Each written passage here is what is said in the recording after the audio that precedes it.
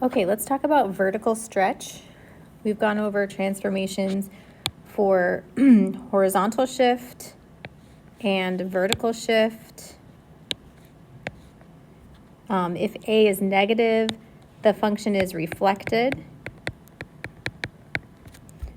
And now let's talk about how if the absolute value of A is greater than 1, this represents vertical stretch.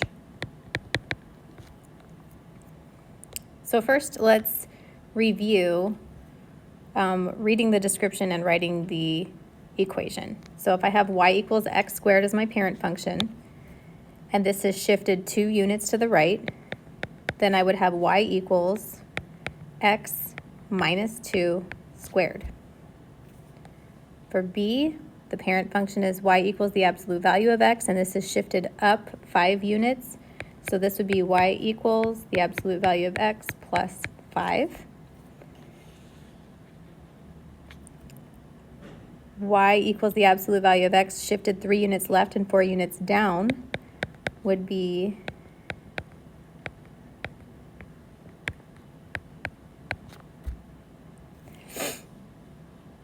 okay, we have a quadratic equation shifted 7 units right and 4 units up.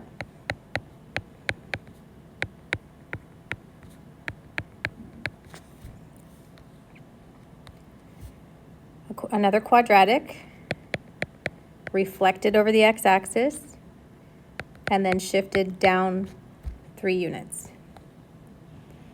This is an absolute value reflected, then shifted 5 units right, that would be x minus 5, and 2 units down would be minus 2.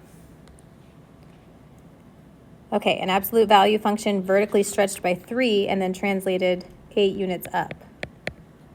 So we're going to put the 3 in front of the absolute value of x plus 8. And then a quadratic reflected over the x-axis, vertically stretched by 2, and then translated 4 units left.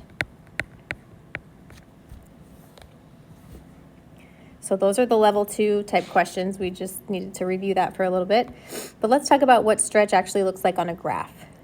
So remember that the vertex is fixed for vertical stretch. The stretch part of the equation does not affect where the vertex is. So you just need to find h and k or know whether it shifts left or right, up or down, move the vertex, and then from there we are changing the y values of the other 4 points. So let's write a table for the parent function, right? So if we have y equals x squared, h and k are both 0.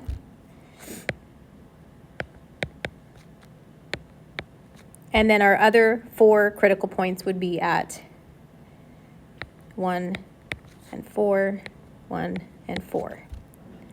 Now let's apply that when we have vertical stretch. Let me see what color I used up here, vertical stretch. So this one's going to be stretched by 4.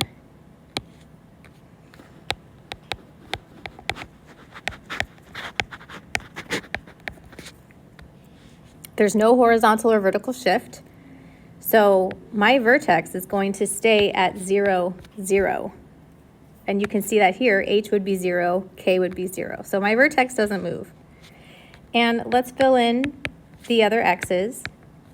And now all I'm going to do is multiply each of the y values by my stretch factor, which is 4. So if my original y value was 4, I would multiply that by 4, and that would be 16. So in my stretched function, that point would be at -2, 16. And then the y value of 1 multiplied by 4 is 4. So all we're doing is changing the y value, multiplying it by that stretch factor.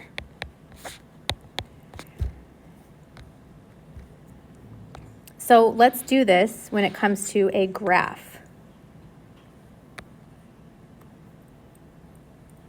So I'm going to identify the vertex. H is 0, k is 0. So my vertex is going to stay at 0, 0. Normally in a quadratic function, I would be going up 1 and out. But because we have this stretch factor of 2, I'm going to go up 2 and out 1. And then if you look at where you would normally go from this second point to this point up here, I would normally be going up 3. But because I'm stretching by a factor of 2, 3 times 2 is 6. So I'm going to go up from here 6. 1, 2, 3, 4, 5, 6.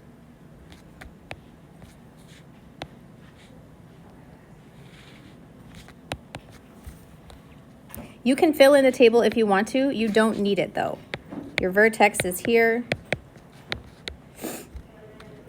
And then your other points are at 2 and 8. Okay, let's look at an absolute value function. There's no horizontal or vertical shift, so your vertex stays the same at 0, 0. But instead of going up 1 each time, we are going to go up by the stretch factor, which is 3. So I'll go up 3 and 3 again.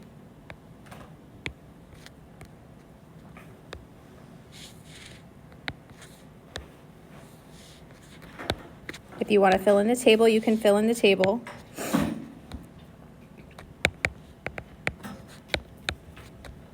It would be at 3 and 6. Okay, let's do a couple where there is a shift. So in this case, there's a vertical shift of 3.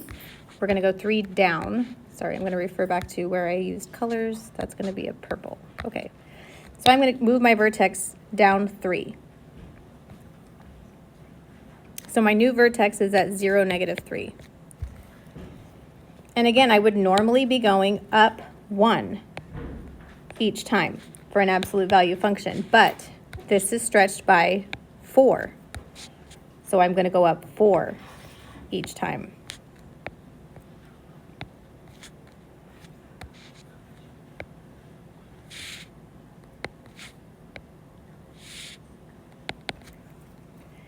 My other points would be at negative 1, 1, oops, and then 5. Okay, last example. This one has a horizontal shift. We're moving 4 units to the right. And it's reflected. So instead of going up, I'm going to go down. And there's a stretch of 2. So normally I would be going up 1, but I'm going to go down because it's reflected, and I'm going to go down 2 because there's a stretch factor of 2. Then we would normally have a jump of 3 units. The stretch factor makes it 6, and I'm going down 1, 2, 3, 4, 5, 6. So here is the transformed function. If you want to fill in the table, your vertex is at 4, 0.